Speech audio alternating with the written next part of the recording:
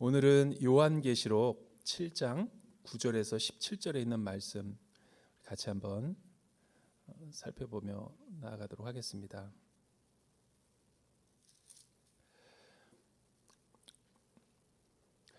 교회는 크게 이제 어떤 교회론과 이렇게 신학자들이 이야기할 때 지상 교회가 있고 또 이 천상의 교회가 있다, 그렇게 이제 구분할 때가 있습니다. 편의상.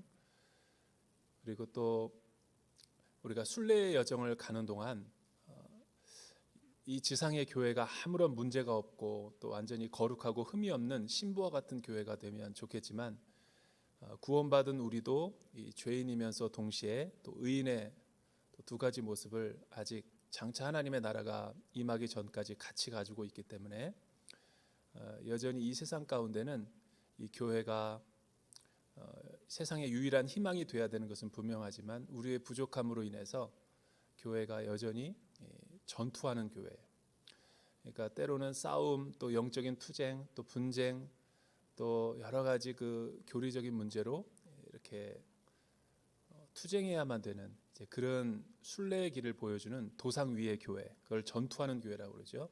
밀리턴트 처치.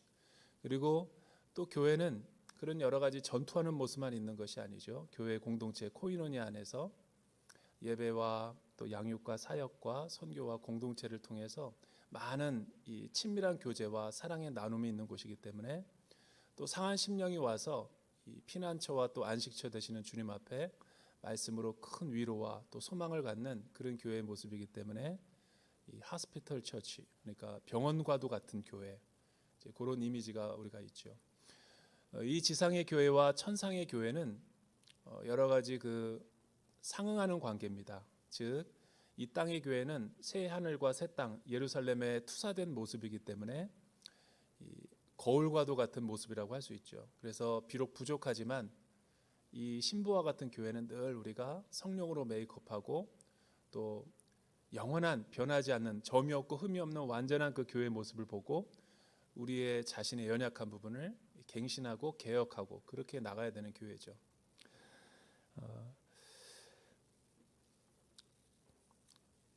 그런 부분에서 저는 한때 그 중국에서 5년 이 선교 사역을 하면서 또 이 교회를, 비전 교회를 맡을 때 한 일화가 생각이 납니다. 이 사회주의 국가이기 때문에 늘 이 공안의 감시를 받아야 되고, 특별히 예배를 드릴 때 그냥 들어오면 안 되고 반드시 여권 4번을 갖다가 또 이렇게 보여줘야만 되고, 이 예배를 드리는 우리가 주체가 아니라 늘 정부를 대상으로 목회를 해야 되기 때문에 이 스트레스가 이만저만이 아니죠. 그런데 중국인은 아니고 이렇게 외국인들만 이제 예배 드릴 수 있도록 그렇게 허락을 해준 상태에서 우리가 예배를 드렸는데, 한 번은 이렇게 신방을 가려고 했는데 우리 유학생 가운데 신방을 갔다가 우연하게 이 외국인 유학생을 이제 만나게 됐어요. 저는 그때까지만 해도 중국에 그렇게 많은 유학생들이 있는지 몰랐어요. 그냥 길림대 동북사대 신방하러 갔다가 식당 한 귀퉁이에서 자기 친구들이 다 이렇게 제3세계에서 온 지체들이 되게 많은 거예요. 얼마나 되냐 그랬더니 굉장히 많다 그러더라고요. 그래서 뭐 영어를 할 수 있기 때문에 제가 그 지체들이 영어를 할 수 있기 때문에 영어로 이제 물어봤더니 시간 있냐고 그랬더니 시간 있다고 그러더라고요. 그러면 이제 한인교회인데 한번 같이 와서 이제 뭐 코리안 푸드도 같이 먹고 또 교제도 나누고 또 예배를 같이 드리면 어떻겠느냐 그랬더니 이제 그냥 인사치레로 한 건데, 그 다음 주에 진짜 이 유학생이 몇 명이 왔어요. 그렇게 해서 시작된 이 모자이크 예배가 우리 한인 교회 안에 이제 58개국 사람들이 이 중국 이 박사 과정을 하러 온 사람들이죠. 아프리카와 남미와 뭐 아시아와 많은, 러시아와 많은 사람들이, 그러니까 기본적으로 중국어는 하고 또 영어도 하는 그런 좋은 모델이었기 때문에 예배를 이제 또 이렇게 몇몇 선교사님들의 도움을 받아가지고, 외국인 선교사님들, 뉴질랜드 사람과 남아프리카, 그렇게 해서 이제 예배가 시작됐는데, 그냥 그 다음 주에는 뭐 그냥 기숙사에 유학생들이 많다 그래서 차를 보내달라 그래서 차를 보내줬더니 정말 버스 한가득 태우고 오더라고요. 그래서 이 인도와 파키스탄 사람들이 되게 많이 왔는데 2명이 오다가 갑자기 뭐 48명 이렇게 되니까 이 간식값이 더 들어가서 이게 참 어렵겠다라는 이 내부 운영위원회 회의를 통해서 이제 간식은 주지 말고 그냥 우리 그냥 식사하는 거 그대로 해서 주자 해서 줬더니 또 48명이 그대로 빠지더라고요. 그러니까 이제 간식을 주면 오고 간식을 안 주면 안 오고 뭐 그런 모자이크의 어떤 공동체.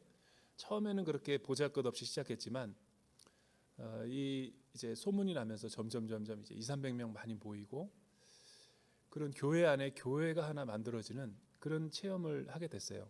그러니까 여러분 생각을 해보세요. 저는 지금도 제가 지금 이 많은 예배를 드리고 또 이렇게 예배를 집례하지만 지금도 그런 예배를 제가 이렇게 드렸던 이 언제 또 드릴 수 있을까? 그러니까 58개국 사람이 유엔과도 같은 사람이 타지에서 이 중국어가 메인 언어고 그다음에 이제 영어도 또 아프리카 사람들이 불어도 하자 그래서 3개 국어의 성경 번역을 하고 그다음에 말씀으로 들어가는 거죠. 영어로. 그렇게 해서 모자이크 공동체가 태동이 됐어요. 그런데 한 번은 어떤 유학생이 왔냐면 아주 특별한 유학생이 온 거예요. 그 이전까지는 모슬렘들이 오진 않았어요. 그런데 이제 모자이크 공동체가 소문이 나면서 바레인에서 온 이 이름이 주비와 린다라고 하는 2명의 이제 자매가 뭐 의대를 공부하고 있는 자매인데 와가지고 이 교회가 큰 이제 어려움을 경험하게 된 그런 사건이 한 번 있었어요. 왜냐하면 여러분 바레인은 뭐 중동의 국가이긴 하지만 모슬렘 국가예요. 저도 그때까지 모슬렘에 대한 지식이 하나도 없었죠. 뭐 접할 기회가 없었으니까. 그런데 2008년도에 그런 일을 경험하고 나서 이 이슬람은 보통 이 정말 전도하기도 힘들지만 전도한 사람을 케어하는 것도 몇 배나 더 힘든 그런 것이 이슬람 사역이었어요. 제가 조금만 선지식이 있었더라면 그런 시행착오를 안 했을 텐데 저는 이 가족이 누가 개종을 했을 때 명예살인이 합법화되는지도 그때 처음 알았어요. 그러니까 이 자매들이 뉴질랜드 선교사였던 자비어와 또 남아프리카 선교사였던 이 윌리엄 보시라고 하는 이 선교사님의 도움으로 뭐 복음을 듣고 영접하고 예배를 드리더니 갑자기 뜨거워져 가지고 늘 교회 나와 가지고 이렇게 성경을 읽는 거예요. 그리고 주님을 인격적으로 만났고 또 세례 교육을 통해서 세례를 받는다고 해서 저보고 세례를 달라고 해서 그분들 때문에 사실은 우리 한인들은 그냥 이렇게 물 뿌리는 거죠. 성수. 침례탕을 좀 하나 구입해 달라고 그래가지고 또 침례탕을 급고해가지고 침례를 주었던 그 사진이 지금도 있어요. 근데 그 침례를 주고 나서가 이제 문제였어요. 그때부터 이 기독교로 개종했다라는 사실을 가족에게 알리고 그러자 거의 의절을 하고 거의 이 중국 안에서도 중국 유학생들에게 종교가 자유롭게 주어지기 때문에 그 유학생 사이에서 기도할 수 있는 기도처도 있고 모슬렘들이 예배드릴 수 있는 예배처소도 있었어요. 그런데 그들이 유학생 모슬렘 커뮤니티가 있는지도 몰랐죠. 근데 이제 개종했다는 소식이 바닥에 퍼지자 거의 폭행과 거의 그 따돌림과 뿐만 아니라 거의 이 날마다 이렇게 살인과 그 협박의 위협 가운데 있었다라는 것을 나중에 알게 됐어요.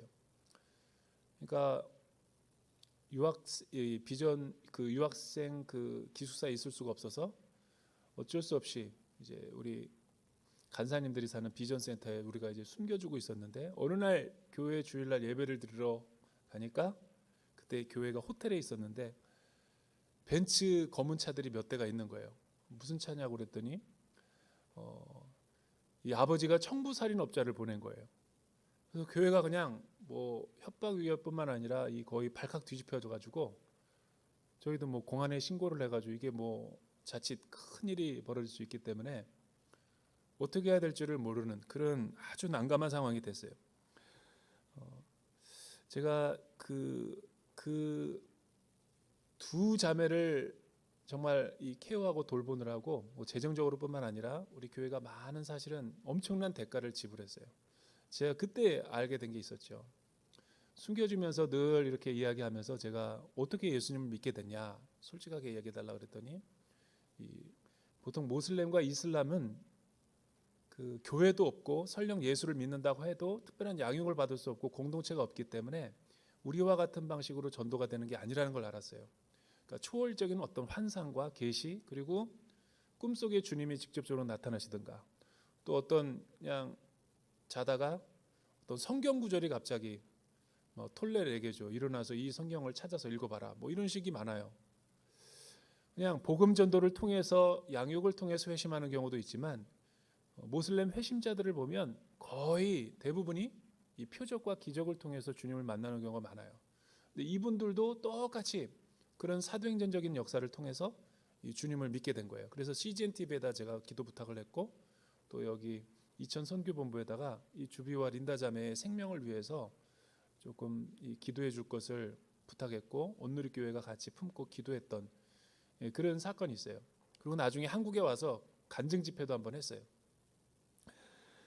그런데 그때 이제 제가 중요하게 깨달은 사실 하나가 뭐냐면 모슬렘 이슬람 지체들을 전도를 할 때 선교를 할 때 가장 중요한 것은 사실은 복음 전도만 하는 게 중요한 게 아니라 그 사후에 대처를 미리 마련해 놓지 않으면 다 모든 피전도자나 복음 전도자가 동일하게 어려워질 수 있다.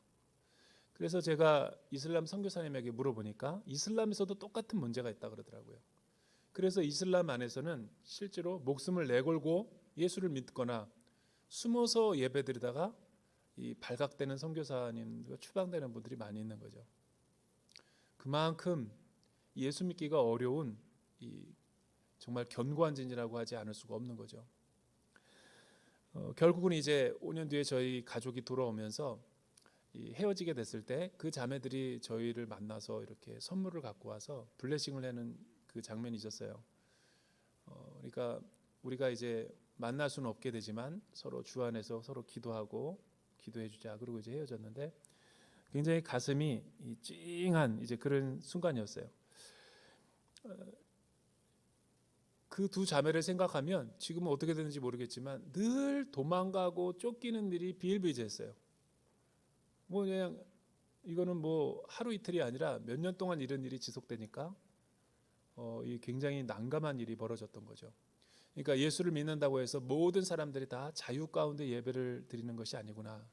신앙생활하는 게 아니구나라는 걸 깨닫게 되었죠. 여러분 예수를 믿는다라는 게 또 주님의 제자가 된다라는 거, 또 하나님을 예배한다라는 것 자체가 이 자유의 시간 가운데 마음대로 하나님을 예배할 수도 있는 거지만 또 어떻게 보면 우리가 구원을 받고 이 땅에서 예배자로 살아가고 주님을 따르는 참된 제자의 삶을 살아갈 때 마땅히 지불돼야 될 제자로서의 그 대가와 희생, 구원에 대한 값비싼 헌신이 요구되고 있다는 거죠. 그래서 교회를 전투하는 교회다라고 그렇게 이야기하는 거예요. 만약 여러분들이 예수 믿는 사람으로서 그런 전투하는 교회의 표지가 나타나지 않는다. 어떻게 보면 우리가 진짜 십자가의 길을 가고 있는지 아닌지 한번 자문해 볼 필요가 있는 거죠. 제가 그 동누리 공동체를 할 때 우리 여성순들의 어떤 순모임을 계속 1년 동안 했었는데 그분들은 모일 때마다 밤낮 눈물과 또 이 상처와 아픔 그런 기도 제목을 갖고 순모임에 모여요. 그 이유를 들어보니까 자기만 가정에서 예수를 믿고 애들과 또 남편은 다 불신 가정이라는 거예요. 그러다 보니까 늘 눈치를 봐야 되고 늘 숨어서 예배드려야 되고 교회를 갈 때도 항상 긴장감 속에 교회를 오게 된다는 거. 그래서 여성순들의 애와는 주일날 대부분 예배를 못 드려요. 그러니까 그분들이 낮 시간을 활용해서 수요 오전 여성 예배만 드리고 일주일을 버티는 거예요. 거의 지하교회 카타콤 성도들처럼 그분들은 늘 이 불안과 염려 가운데 기도 제목을 내놓곤 해요. 여러분, 그러니까 값비싼 대가를 치르고 있는 거죠. 예수를 믿고 예배를 드리고 주님을 따르면서도 그분들도 언젠가 꿈이 있다면 남편도 회심해서 우리가 같이 부부순회 등록하는 게 유일한 꿈과 비전이에요.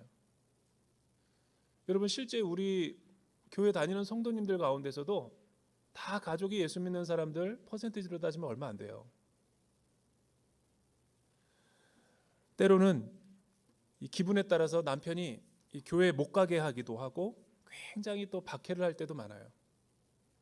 자기 사업이 안 되고 불안하고 또 여러 가지 하는 일이 뜻대로 안 되면 이 여성순에 있는 자매들을 그렇게 괴롭히고 박해를 해요. 막 이렇게 살림살이를 때려 부시고, 그래서 울며 쫓기고 새벽에 나와서 기도하는 자매들도 있고,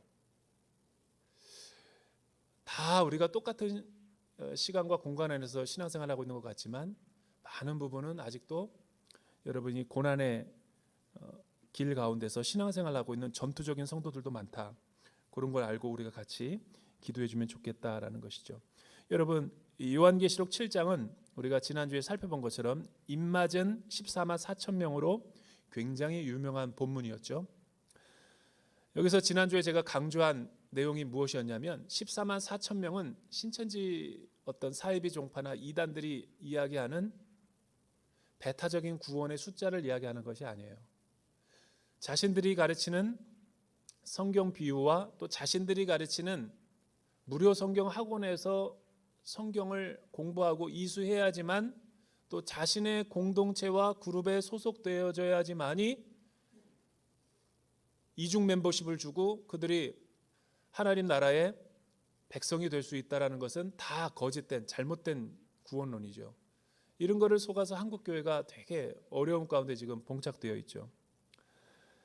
요한이 바라본 환상 가운데 바라본 이 그들은 하나님의 은혜와 사랑으로 또 십자가의 구원으로 구원받은 성도들의 총수를 상징적으로 나타내는 거죠.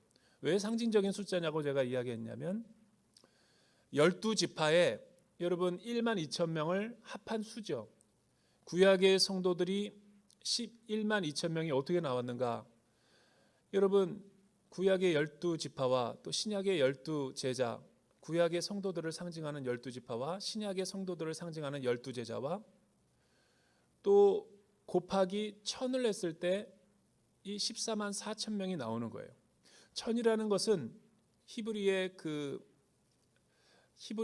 특별한 그 수사학적인 표현으로 완전하다라는 그 수를 충만한 숫자를 나타내는 상징이 바로 1000이라는 숫자죠.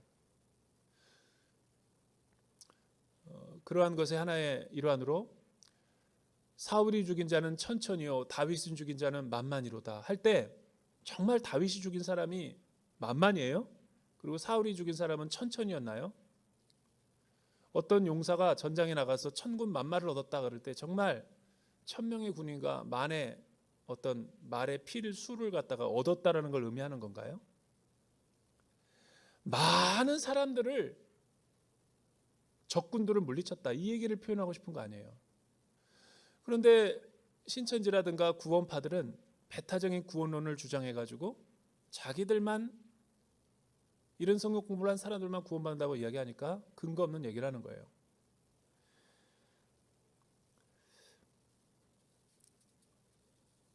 특별히 오늘 이제 그 인침받은 사람의 숫자를 이야기하고 9절에서부터 12절 보면 요한이 또 감옥에서 한 보좌의 환상을 보는데 어떤 환상이었는가? 우리 9절에서부터 12절 말씀 우리 같이 한번 읽어보죠. 시작. 이 일 후에 내가 보았습니다. 모든 나라와 민족과 백성과 언어에서 나온 아무도 셀 수 없는 큰 무리가 흰옷을 입고 손에 종려나무 가지들을 들고 보좌 앞과 어린 양 앞에 서서 큰 소리로 외쳐 말했습니다. 구원은 보좌에 앉으신 우리 하나님과 어린 양께 속한 것입니다. 그때 모든 천사들이 보좌와 장로들과 내 생물 주위에 둘러서 있다가 보좌 앞에 엎드려 얼굴을 땅에 대고 하나님께 경배하며 말했습니다. 아멘. 찬송과 영광과 지혜와 감사와 존귀와 능력과 힘이 우리 하나님께 영원토록 있기를 빕니다. 아멘.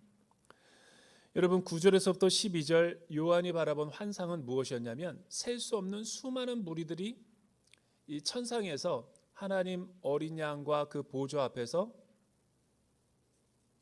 수많은 셀 수 없는 무리들이 아마 14만 4천 명이라는 숫자와 똑같은 거겠죠. 그 이상의 많은 되는 사람들이 예배를 드리고 있는 모습이죠. 천상의 예배. 근데 그때 드렸던 그 새하늘과 새 땅 천상의 예배는 어떤 모습이었냐면, 저는 오늘 말씀을 준비하며 제가 서론에서 왜 모자이크 공동체 예배를 드렸냐면, 내가 한꺼번에 이 땅에서 예배 드릴 때 그렇게 많은 사람들이 종족과 나라와 방언들이 함께 예배 드렸던 적은 처음이었어요. 58개국. 자신들의 모국어도 아니고 같이 통용될 수 있는 방언, 중국어와 영어로, 불란서어로 같이 찬양을 하고 예배 드리면서 하나님 앞에 드렸던 그 꿈 같은 예배가 저는 생각이 난 거예요. 그런데 하나님 나라를 가면 우리도 또한 그 이상의 완전한 예배를 하나님 앞에 드리게 된다는 거죠.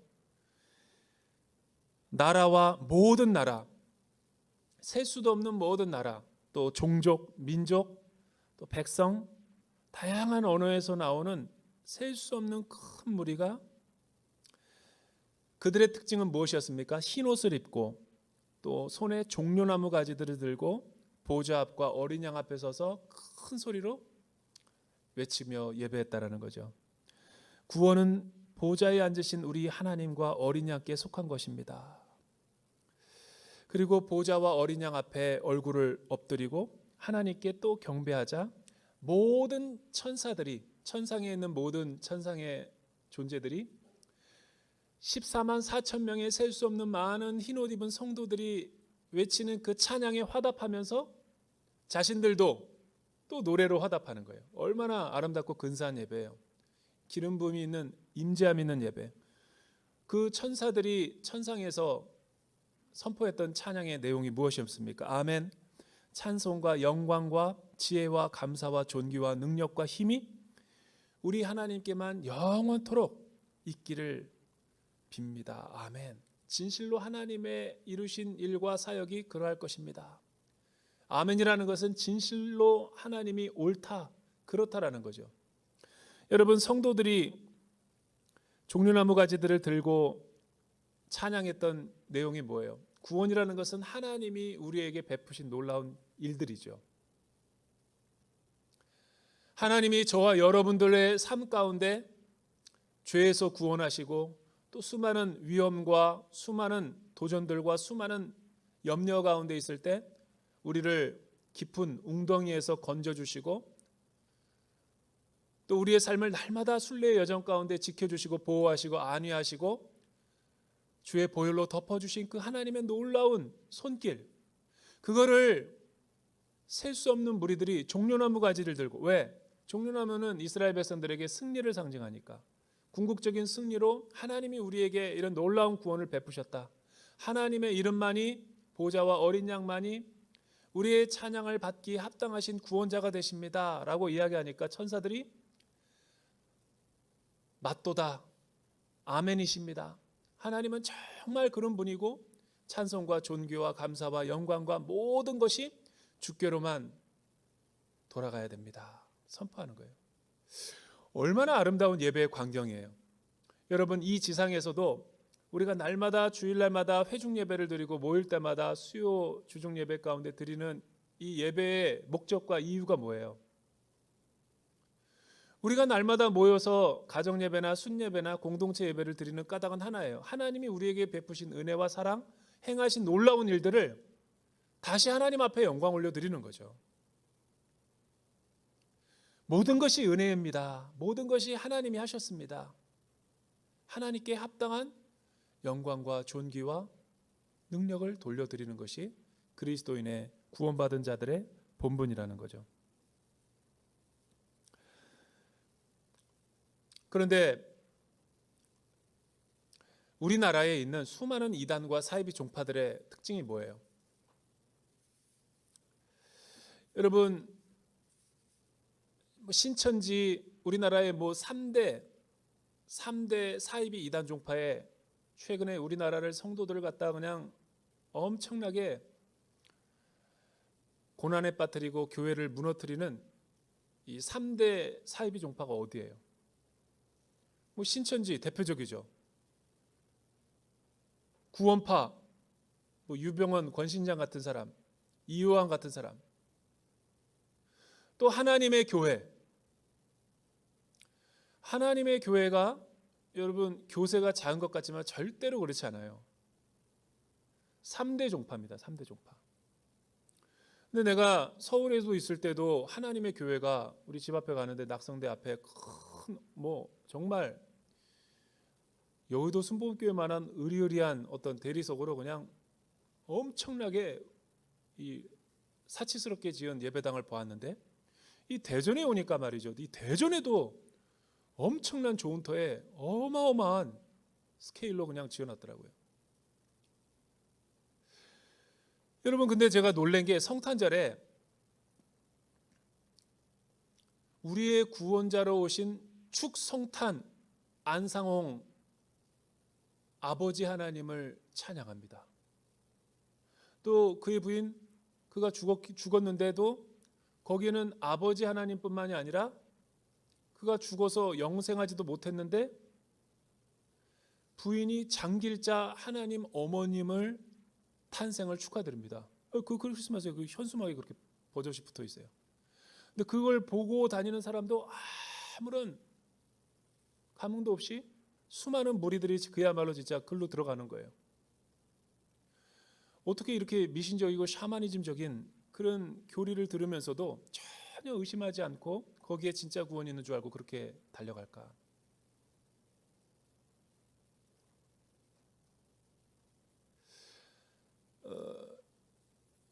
이 하나님의 교회를 제가 오늘 좀 연구하고 왔는데 이 하나님의 교회는 뭐 신천지 구원파는 제가 너무 많이 얘기해서 하나님의 교회는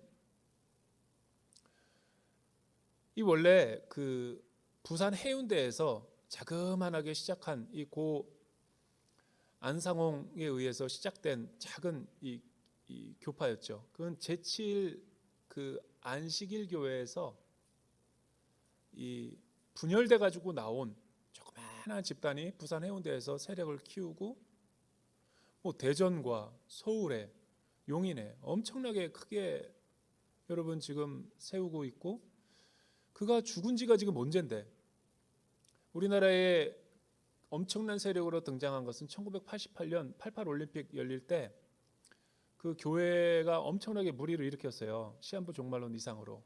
왜냐하면 여러분 안식일 교는 여러 교리들이 있지만 핵심이 뭐냐면 뭐 토요일 날 예배 드려야 된다라고 하면서 핵심 교리는 사실은 그게 아니에요. 시한부 종말론이 그들의 진짜 교리인 거죠. 시한부 종말론을 믿고 있어요. 근데 더 중요한 것은 그 시기와 때도 예언해요.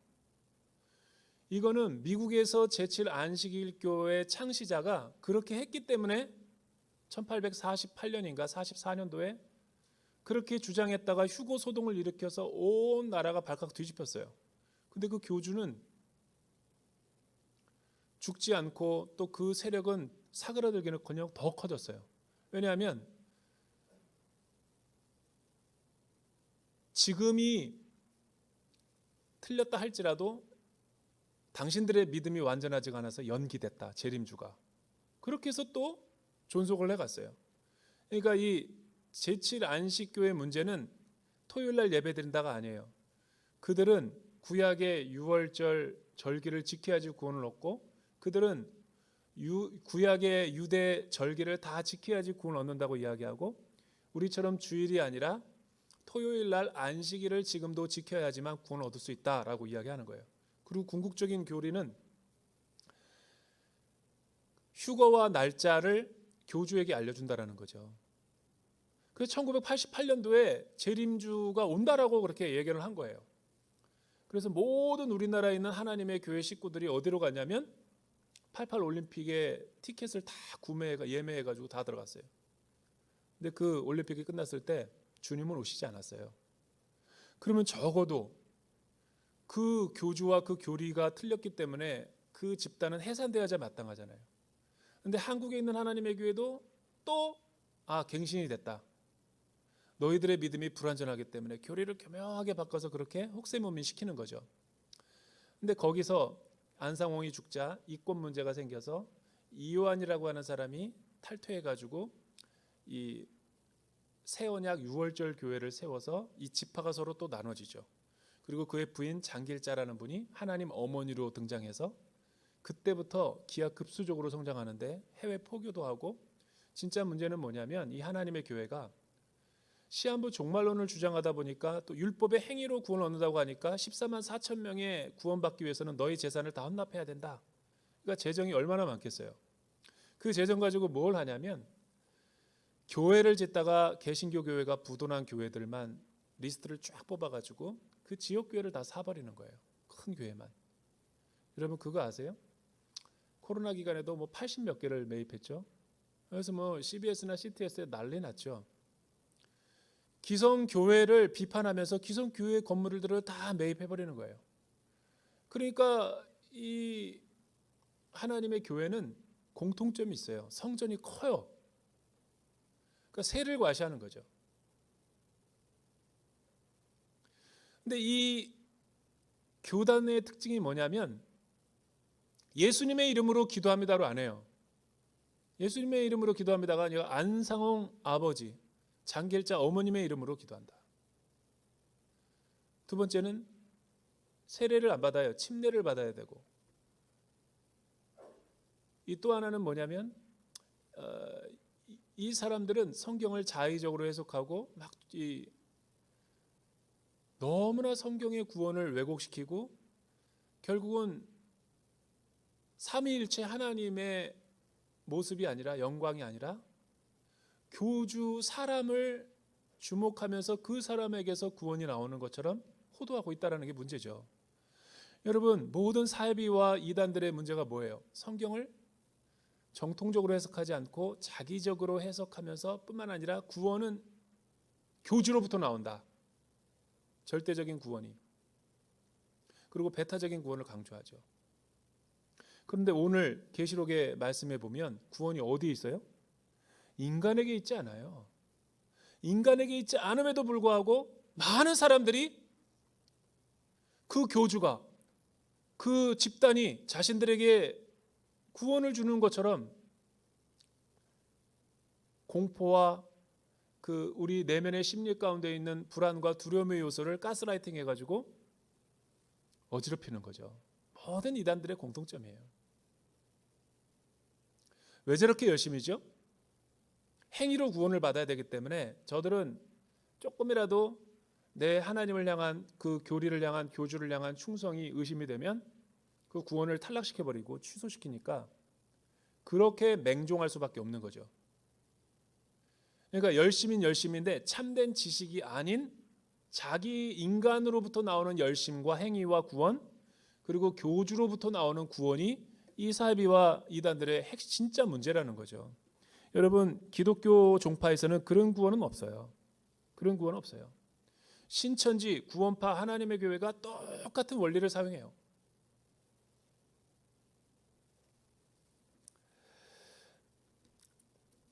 두 번째, 13절과 14절 우리 같이 한번 읽어보죠. 13절과 14절의 말씀을 통해서 요한이 바라본 천국의 환상은 무엇이었는가 같이 한번 읽어볼까요? 시작.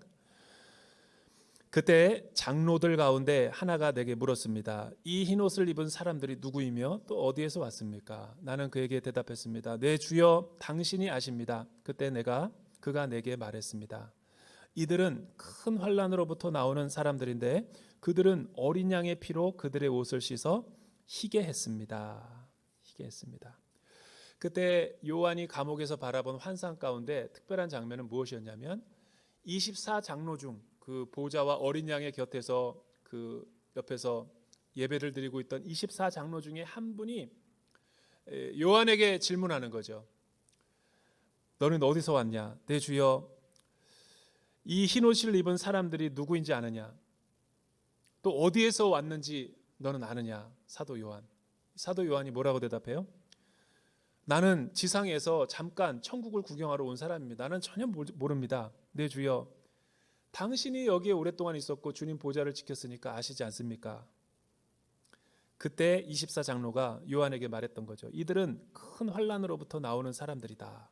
그들은 어린 양의 피로 그들의 옷을 씻어 희게 된 사람들이다. 여러분, 흰 옷을 입었다라는 것이 무엇을 의미하죠?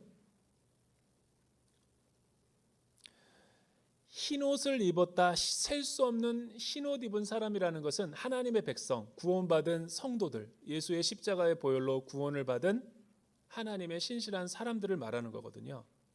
그런데 이 흰 옷 입은 사람들을 24장로가 좀 더 부연 설명하는데 그들은 큰 환난으로부터 나오는 사람들인데 그들은 어린 양의 피로 그들의 옷을 씻어 희게 되었다. 이제 8장 1절 다음 주에 가면 7인 가운데 첫 번째, 두 번째, 세 번째, 네 번째, 다섯, 여섯 번째, 7번째와 6번째 사이가 지금 7장에 있는 삽입절인데 7인은 이 지상에 하나님 나라가 완성될 때 일어나는 마지막 엄청난 대환란과 재앙을 의미하죠. 그 사이에 무슨 일이 있었는가를 사도 요한이 감옥에서 본 천국의 환상이거든요. 그러니까 재앙이 벌어지기 전에 흰 옷 입은 성도들 큰 환란에서 그들을 건져주시는 그 하나님의 긍휼과 은혜의 장면을 지금 보고 있는 거죠. 그들은 누구예요? 그들은 왜 건짐을 받았죠? 그들은 예수 믿는 것 때문에 큰 환란과 고통을 받는 자들이라는 거예요. 그들은 그저 예수만 바라보고 예수님만 의지하고 예수님만 늘 동행하며 여러 가지 환난과 어려움과 역경과 시련이 이 지상에 있었지만 그런 걸 다 인내하고 감내해서 오직 믿음으로 살았던 사람들을 의미하는 거죠. 그런데 그들은 어린 양의 피로 그들의 옷을 씻어 희게 되었다라고 그렇게 표현하고 있는 거예요. 그들은 타협하지도 않았고 그들은 배교하지도 않았고 그들은 이 땅에서 얼마나 온갖 종류의 고생을 다 당했어요. 예수 믿는 것 때문에. 헐벗고 굶주리고 매맞고 외로웠고 남몰래 흘렸던 그 눈물들이 엄청나게 많을 거라는 거예요. 그거를 상징적으로 이렇게 표현한 거죠. 저는 이민 목회도 현장을 봤는데 그 이민 목회 참 정말 어렵잖아요, 여러분. 미국은 다시 한번 말하지만 여행은 it's okay. 근데 목회는 그래서 어떤 이민 목회하는 목사님이 쪼크로 그렇게 이야기하는 걸 봤어요. 김 목사. 코끼리를 냉장고에 집어넣는 방법이 있는데 어떻게 냉장고에 집어넣는 줄 알아? 아무리 봐도 모르죠. 우리 같은 사람은 경험을 안 해봤으니까. 코끼리 귀에다 대고 너 이민 목회 할래? 그러면 알아서 들어간대요. 그 정도로 이민 목회가 어렵다라는 것을 그렇게 약간 우픈 얘기로 풀어내는 걸 봤어요. 다 겉으로는 평온한 것 같아요. 근데 너무나 어렵고 힘든 게 이민교회. 왜? 그래도 아메리칸 드림을 꿈꾸고 가는 사람들은 뭐가 있냐면 여기서 엘리트들이 많고요. 제가 본 거는 다 스카이 대학 출신이고 다 부모님들한테 유산도 많이 받고 거의 대부분이 신분이 높은 사람들이 가요. 정말 맨몸으로 아메리칸 드림 꿈꾸며 가는 사람은 사실 그렇게 많지 않아요. 상대적으로. 그런데 왜 한인교회가 그렇게 어려운가를 제가 옆에서 보니까 그분들이 3, 4년, 5년 지나면 잡이 없기 때문에 가서 가지고 갔던 돈들 다 사실은 뭐 집 사고 차 사고 자녀 교육시키면은 금방 다 날아가 버려요. 휘발유처럼. 그리고 잡은 얻기 힘들죠. 허드렛 일만 하는 거예요. 그러니까 여러분 마이너 그룹이 메이저 그룹에서 유리천정 같은데 올라가기가 유색인종이 쉽습니까? 언어도 안 되는데 언어 하면 되죠. 아이고 어학연수 한다고 언어가 바로 나오나요? 그리고 전문적인 프로페셔널 테크닉 언어가 나오나요? 그거는 5년 10년 공부해도 쉽지가 않은 거예요. 그러니까 그 기간은 그들은 뭐로 살아야 되냐면 정체성을 잃어버리고 마이너 그룹으로 살아야 되는 거예요. 가장 내로나는 대학, 내로나는 가정에서 갔던 사람들이 여러분 3년, 5년 정도 살면요, 마음이 다 가난해져 버려요. 왜? 그분들이 하는 거는 결국은 여러분 세탁소나, 그분들이 하는 거는 결국은 이 커피타임에서 더블 크림앤슈거 넣어주는 거랑, 또 그것도 아니면 신문 돌리는 거, 한국일보, 또 그것도 아니면 파트타임으로 일하는 거예요. 캐셔. 그런데 교회는 외로워서 교회를 다 가니까 환대해주고 받아주고 유일하게 큰 소리 칠 수 있는 데가 교회밖에 없는 거예요. 그래야 하는 교회가 힘든 거예요. 100명인 교회면 목회자가 100명이야. 그래서 힘든 거예요. 그래서 힘든 거라고요. 외로우니까, 어디 가서 하소연할 데가 없으니까 교회 가서 다 풀어내는 거예요. 그러니까 머리 대신 그리스도의 통치와 질서가 있겠어요, 없겠어요? 없죠. 저는 그걸 옆에서 봤어요. 너무너무 힘들겠다 진짜. 그 환난과 고통, 눈물 다 기억하신다라는 거죠. 여러분, 학원 복음화 협회에서 일하는 제 친구 간사가 있었는데, 버젓하게 인류대 나온 사람이 IBF 간사한다고 직장도 안 잡고 결혼도 안 하고 다 큰 사람이 부모에게 용돈 받았으면서 학원을 위한 복음화를 위해서 자신의 청춘과 젊음을 전인 간사로 다 올타임 헌신했어요. 그리고 헌금할 돈이 없으니까 뭘 받냐면 헌혈해가지고 팔아가지고 세계 선교도 해요. 우리나라 교회가 다 그런 사랑의 빛을 지고 세워진 교회예요. 얼마나 고급 엘리트입니까? 근데 그들이 청춘과 삶을 다 희생하고 주님을 믿고 참된 제자로 삶을 산다고 그렇게 다 희생한 거예요. 여러분, 농어촌 교회 우리 아울렛이 가보면 알잖아요. 나는 우리 온누리교회, 우리 특히 대전 온누리교회 뭐 그냥 너무 시설이 낙후됐다. 우리 교회는 너무 이렇게 장비가 낙후됐다. 컴퓨터가 너무 이렇게 프린터가 느리다. 이런 분들은 반드시 내가 국내 아울렛을 다 가게 해야 돼요.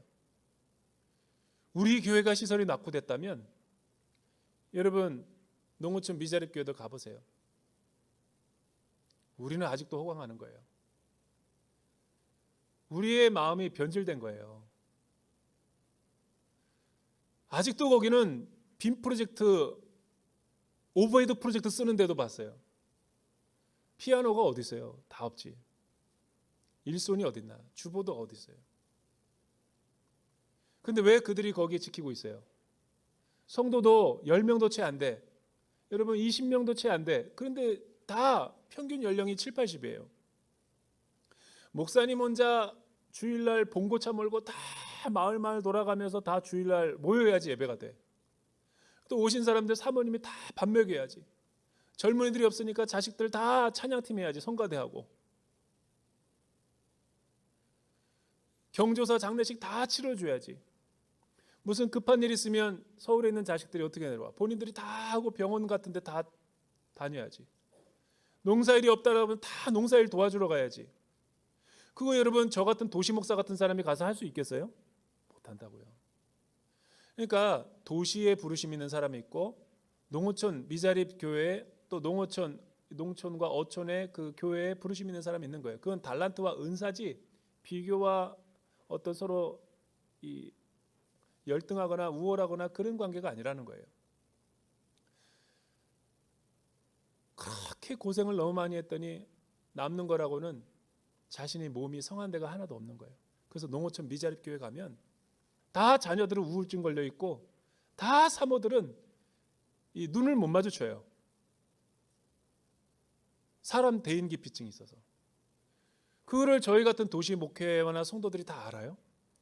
여러분 가기만 하면 성도들이 그렇게 눈물을 흘리는 거예요. 손만 잡아줘도 울어요. 손만 잡아줘도 운다고.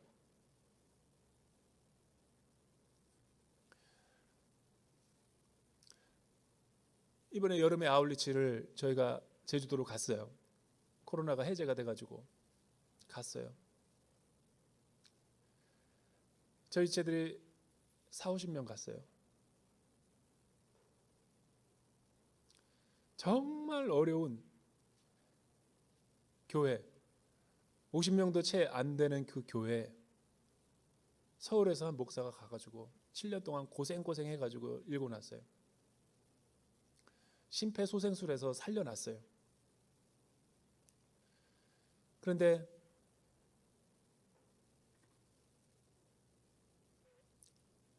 성도들도 코로나로 인해서 다 떠나고 다시 성도들도 다시 모이지 않고 지금 10명도 제대로 안 모이는 그런 어려운 상황에 다 지치고 심신이 이제 피곤해질 때 저희가 딱 간 거예요. 뭐 정말 가보니까 부엌이나 어디 뭐 이렇게 교육관이 뭐 어느 성한데 하나가 없어요. 다 그냥 그 교회는 그 지역에서 제일 유명하대요. 낙후된 교회로. 아무도 안 가. 다 페인트도 일어나고 거기서 혼자 부목사가 없으니까 혼자 거기서 다 뭐하고 하니까 목사가 설교하는 날 빼놓고는 맨날 페인트하고 있어. 그래서 장로님이 너무너무 마음이 그냥 사실은 그분들을 위해서 냉장고를 해주고 싶었던 게 아니에요. 우리 40, 50명 갔는데 그 먹을 거리를 차려줘야 되기 때문에 급하게 중고 물품에 가서 그래도 괜찮은 냉장고를 큰 거를 가자 해놓고 우리 거기서 여러분 4박 5일 동안 밥해 먹었어요. 근데 끝나고 나니까 사모님한테 전화가 왔어요. 그 냉장고 자기 사택에 있는 거랑 바꾸면 안 되겠냐고. 또 갔을 때 장인지 집사님한테 전기기술공사 하시는 분인데 그 다 페인트를 우리가 다 칠해주고 왔더니 조용히 장인지 집사님한테 와서 하는 얘기가 뭐냐면 제가 그 부엌의 사택에 그 전구가 고장이 났는데 그것 좀 하나 고쳐줄 수 있나요? 근데 아무한테도 이야기 안 하고 조용히 이렇게 비밀리에 데려갔대요. 장인 집사님이 갔다 오고 나서 막 그렇게 펑펑 울었대요. 자기는 집이 그렇게 정말 폭탄 맞은 것 같은 집은 처음 본대요. 그러니까 두 애들도 아프고 사모도 서울에서 와가지고 적응도 안 되고 그 목사가 혼자 막 7, 8년 동안 혼자 거기 바닥을 다 일구면서 그렇게 했지만 이제는 다 떠나고 지쳐 있는 거예요. 그러니까 그 이야기를 우리가 떠난 다음에 냉장고 하나 살 수 있는 형편이 안 되니까 우리가 중고 물품 산 거를 좀 바꾸면 안 되겠냐고 그렇게 부탁하니까 장로님이 그 얘기를 듣고 너무 가슴이 눈물이 났대요. 이름은 못 밝혀요. 제가 홍모 의택 장로님이라고. 그런데 그 장로님이 사비로 새 거 똑같은 거 더 좋은 걸로 그 사택에다가 주고 왔대요. 너무 그 사모님이 힐링이 되더라는 거예요. 우울증이 다 날려버렸다는 거예요. 왜 제가 이 얘기를 하는 거예요? 흰옷 입은 성도가 뭐냐라는 거예요. 지금 흰옷 입은 성도는 예수의 길을 가며 예수 믿고 우리가 주를 위해 살아가며 살아갈 때 이 땅에서 다가오는 많은 내 외적인 갈등과 고난과 역경과 시련과 외로움과 슬픔과 눈물 하나님이 다 씻어내시고 건져낸 사람들.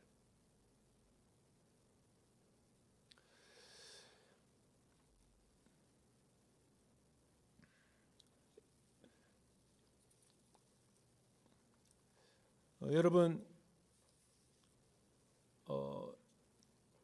이 선교사에 한 획을 그었던 비교적 근현대의 유명한 선교사님이 계세요.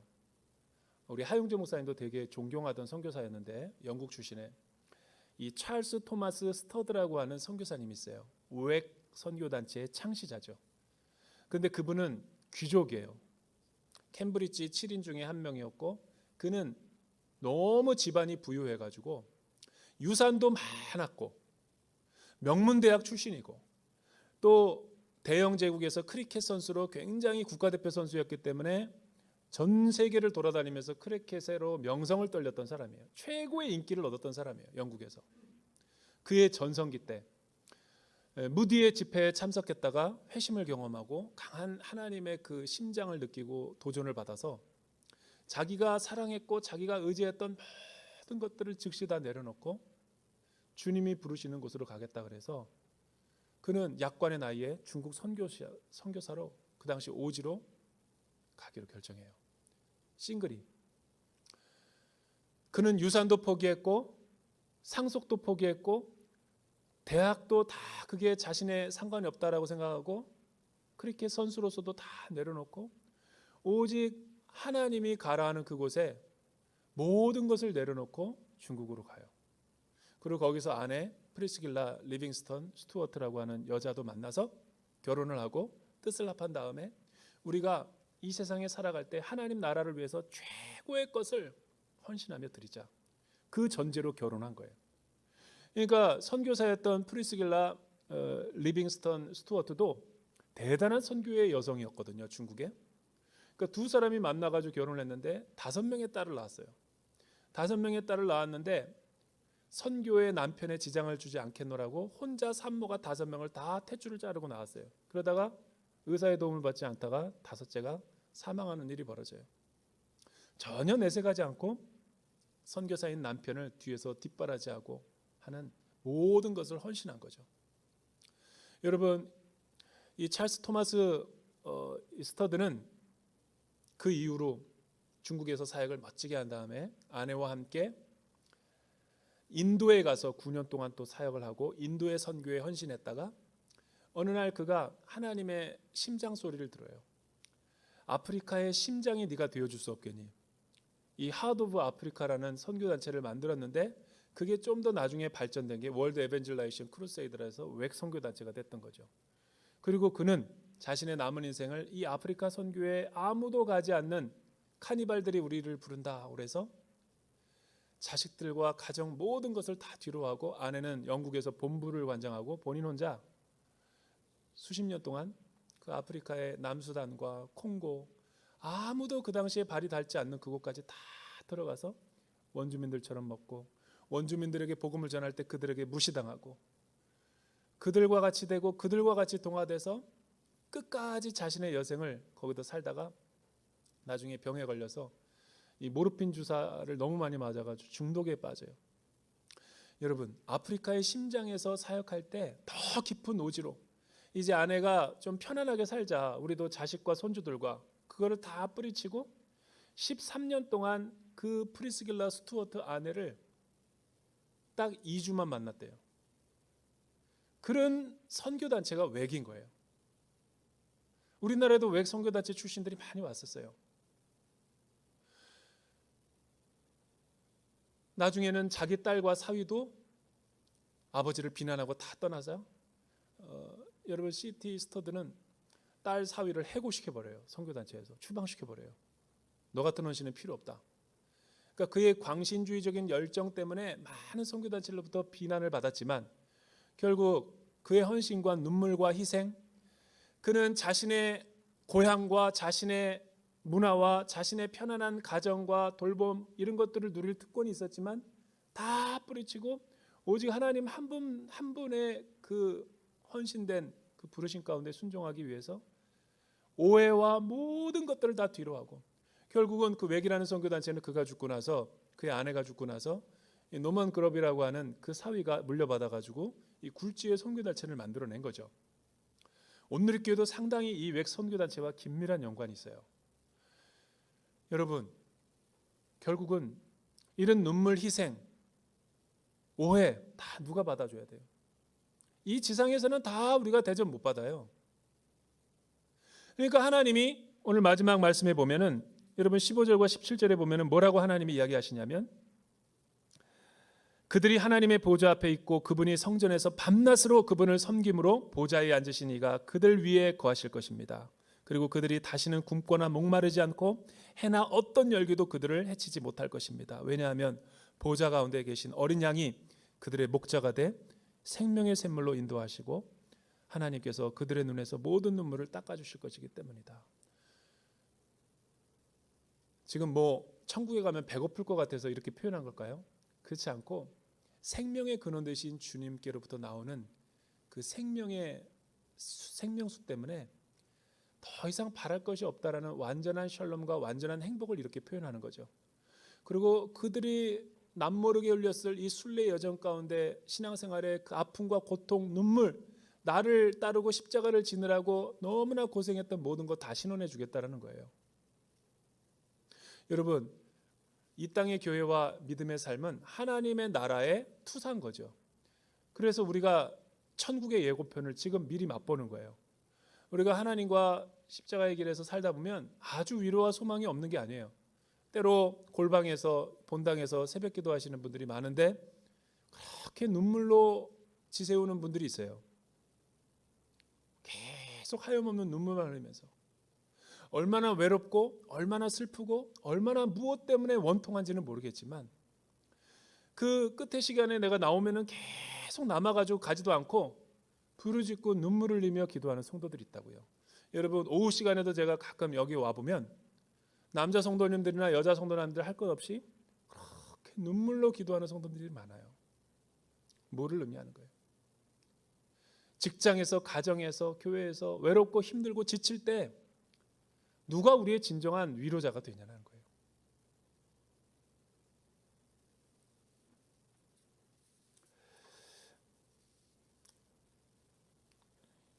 저는 초대교회가 이런 정신으로 살아서 궁극적인 어린 양의 승리와 또 혼인잔치에 참여했다고 봐요. 우리가 초대교회와 같은 박해로 다시 돌아갈 수는 없어요. 하지만 우리가 초대교회가 바라고 소망하는 그 하나님 나라와 하나님의 어린 양의 백성들이라면 우리 또한 초대교회와 같은 정신으로 돌아가서 이 땅에서 날마다 종말론적인 삶을 살아야 되겠죠.